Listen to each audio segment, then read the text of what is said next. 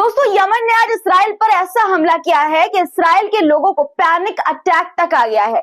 Israel जो अपने आप को बुलेट प्रूफ समझता था, आज उसकी हिफाजत की दीवारों में यमन का मिसाइल वो सुराख कर गया जो दुनिया को दिखाता है कि जुल्म का जवाब हिम्मत से दिया जा सकता है। लगता है कि ये वो वक्त है जब जालिमों की नींद उड़ चुकी है और सायरनों की गूंज उनके गुरूर की कब्र पर दस्तक दे रही है। आपको आज यमन के कारनामे दिखाऊंगी जो उसने इसराइल और राजधानी तेल अवीव में किया है।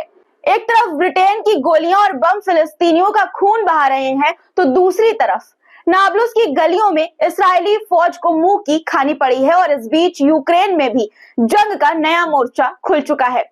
तमाम खबरें आपको विस्तार के साथ बताऊंगी। इसके अलावा भी कई अहम खबरें हैं, इसलिए वीडियो पूरा देखिएगा। और दोस्तों, वीडियो शुरू करने से पहले हर रोज की तरह एक गुजारिश कि लाइक अगर आप वीडियो नहीं करते हैं तो फटाफट लाइक कर दीजिए सबसे पहले।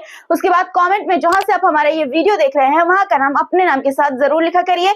और दोस्तों, जो लोग हर रोज लाइक करते हैं उनको बहुत सारा शुक्रिया। चलिए अब बढ़ते हैं वीडियो में आगे। द लाइव टीवी, सच सबसे आगे।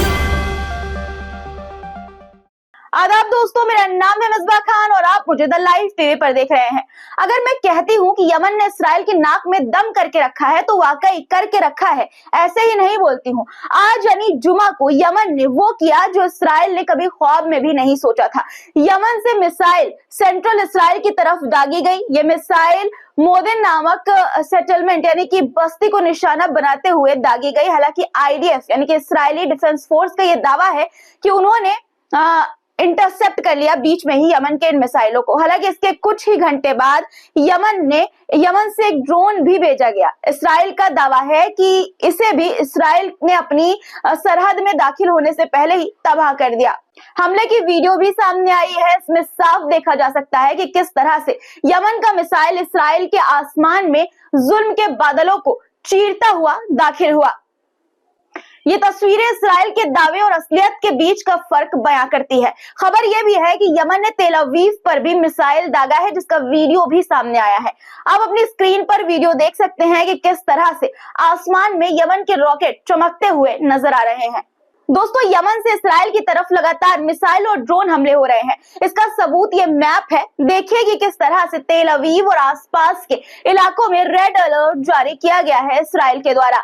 यमनी मिसाइल की मौजूदगी का पता चलते ही यरूशलेम और तेल अवीव समेत इसराइल के 150 से ज्यादा शहरों और कस्बों में, या कहें कि पूरे इसराइल में सायरन गूंज उठे। लोगों में अफरा तफरी मच गई। दोस्तों, मगेन डेविड एडोम जो इसराइल का इमरजेंसी सर्विस प्रोवाइडर है, उसने ये बताया कि कई लोग घायल हुए हैं और कई को शेल्टर में जाते समय पैनिक अटैक तक हुआ है। आप समझिए इस बात को कि छोटे से यमन ने सर्जरी रिकवर कर रहे नेतन्याहू की हुकूमत और फौज पर कितना बड़ा दबाव इस वक्त डाल रखा है। लगातार मिसाइल पे मिसाइल दाग रहा है और इसराइल कुछ भी यमन का नहीं कर पा रहा है। दूसरी तरफ यमन के अंसारुल्लाह मूवमेंट के पॉलिटिकल ब्यूरो के मेंबर अब्दुल्ला अल नूमी ने अल मयादीन से ये बातचीत में ये कहा है कि हम जालिमों से डरने वालों में से नहीं है। हम सामना करने में सक्षम हैं, यानी कि समर्थ हैं, काबिल है सामना करने के, और हम दुश्मनों को नुकसान पहुंचाने वाली किसी भी चीज के लिए तैयार है। यानी कि दोस्तों, यमन हर एक चीज के लिए तैयार है। उन्होंने ये भी कहा कि फिलिस्तीनी मुजाहिदीन को साफ तौर पर उन्होंने संदेश दिया कि हमारी तलवार तुम्हारे साथ है जब तक तुम अपना हक हासिल नहीं कर लेते। दोस्तों, अब लगता है कि इसराइल के घमंड को सही जवाब मिलने लगा है। अब बात अमेरिका के सबसे चमचमाते शहर लास वेगास में हुए धमाके की करते हैं। दोस्तों, अमेरिका के लॉस वेगास में ट्रंप इंटरनेशनल होटल के बाहर हुए धमाके ने सबको चौंका दिया। बताया जा रहा था कि मुसलमानों ने हमला किया, इस्लामिक आतंकवाद, न जाने क्या क्या कहा गया, लेकिन जब मामले की तह तक गए तो कहानी ने एक अलग ही मोड़ ले लिया। लॉस वेगास में ट्रंप इंटरनेशनल होटल के बाहर एक रेंटल साइबर ट्रक में धमाका हुआ था। शुरुआत में इसे मुस्लिम आतंकी हमला कहा गया। पूरी कोशिश की गई किसको मुस्लिम एंगल दिया जो है, मुस्लिम आतंकवादी एंगल दिया जो है, लेकिन इस तरह से बहुत बदनाम करने की कोशिश की गई। लेकिन जांच में सामने आया कि यह धमाका एक आत्महत्या का नतीजा था। जी हाँ, ट्रक के अंदर अमेरिका सेना के जवान एक जवान मौजूद थे जिन्होंने खुद को गोली मार ली। 37 साल के जवान का नाम मैथ्यू है। यह अमेरिकी सेना में 2006 से तैनात थे। अफगानिस्तान, यूक्रेन, तजाकिस्तान, जॉर्जिया और कांगो जैसे युद्धग्रस्त इलाकों में उन्होंने अपनी सेवाएं दी, लेकिन अंत में न जाने किन कारणों से उन्होंने आत्महत्या का रास्ता चुना। अब नबलुस की बात करते हैं, जहां मैदान छोड़कर भाग रही है इस्राएली सेना। सराया अल-कुद्स की नबलुस बटालियन ने बटाला कैंप के चारों ओर घिरी इस्राएली सैन्य गाड़ियों पर, बख्तरबंद गाड़ियों पर भारी गोलीबारी की। इस हमले में कई गाड़ियों को सीधा निशाना बनाया गया। नबलुस की गलियों में सराया अल-कुद्स की बटाला बटालियन ने इस्राएली सेना को भारी नुकसान पहुंचाया। भारी गोलीबारी से इस्राएली फौज को पीछे हटने पर मजबूर होना पड़ा। नबलुस शहर से एक वीडियो सामने आया है जिसमें इस्राएली कब्जा करने वाली फौज को वापस जाते हुए साफ तौर पर देखा गया है। ये वही फौज है जिसने फिलिस्तीनियों के घर और मस्जिदें तोड़ी, लेकिन अब इन्हें मुंह की खानी पड़ी है। इस संघर्ष के बाद इस्राएली फौज ने नाबलुस से पूरी तरह वापसी कर ली है। ये खबरें सामने आ रही हैं।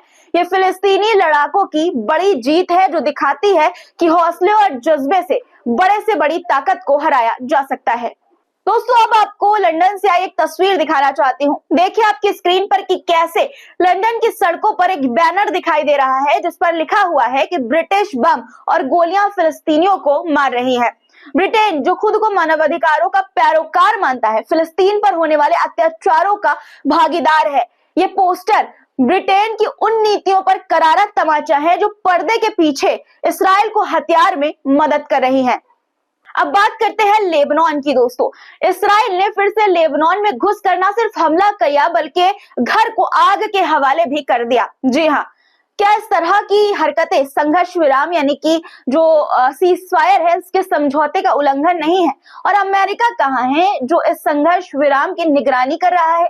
2 जनवरी की खबर के मुताबिक इसराइल ने लेबनान के बितलिफ गांव में घुसपैठ की और अतारोन में कई घरों को आग के हवाले कर दिया।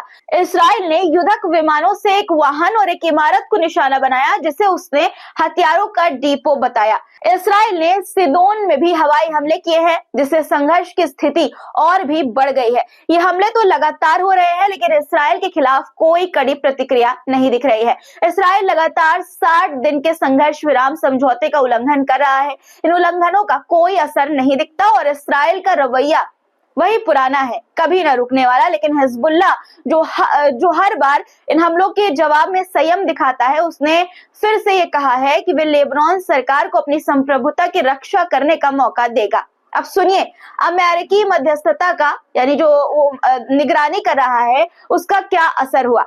लेबनान में इसराइल ने 1000 से ज्यादा उल्लंघन किए हैं और कोई कार्रवाई नहीं हुई।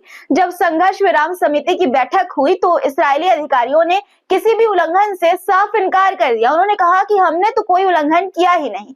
अमेरिकी अधिकारियों ने भी इस पर चुप्पी साधी, उनके मुंह से एक शब्द नहीं फूटा। क्या यही है अमेरिका की मध्यस्थता? इस बीच हिजबुल्लाह ने चेतावनी देते हुए कहा है कि जैसे ही संघर्ष विराम यानी कि सीजफायर जो 60 दिनों का है वो खत्म होगा, वो इसराइल के उल्लंघनों के खिलाफ प्रतिरोध जवाबी कार्रवाई, जो प्रतिरोध है हिजबुल्लाह का, वो जवाबी कार्रवाई शुरू करेगा। यानी कि दोस्तों ये एक तरह से धमकी आप इसे समझ सकते हैं कि हिजबुल्लाह ने धमकी दी है, चेतावनी दी है कि अभी जितना करना है कर लो, जितना उल्लंघन करना है कर लो, अभी हम कुछ नहीं बोलेंगे, लेकिन जैसे ही युद्ध विराम खत्म होगा चुन चुन कर मारेंगे।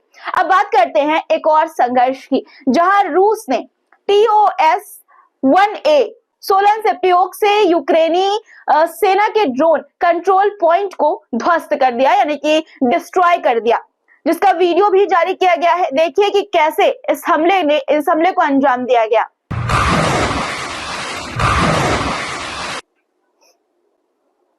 दोस्तों दुनिया के ज्यादातर कोने में जंग, गोला बारूद, लोगों की मौत, यही सब देखने को मिल रहा है, लेकिन जो जिम्मेदार लोग हैं वो चुप्पी साधे बैठे हैं और जंग में जो हिंसा करने वाले देश हैं, जो जंग करने वाले देश हैं, उनका समर्थन कर रहे हैं। आज के इस वीडियो पर आपकी क्या राय है कमेंट में जरूर लिखिएगा और चैनल को अगर आपने सब्सक्राइब नहीं किया है तो जरूर से कर लीजिए और दोस्तों शेयर भी वीडियो को जरूर कर दिया करिए और अभी तक वीडियो देख रहे हैं लाइक नहीं किया है तो बहुत गलत बात है, फटाफट लाइक का बटन प्रेस करिए और दोस्तों हर रोज वीडियो जरूर देखा करिए। फिर मुलाकात होगी आपसे कुछ नए मुद्दों के साथ, तब तक के लिए खुदा हाफिज।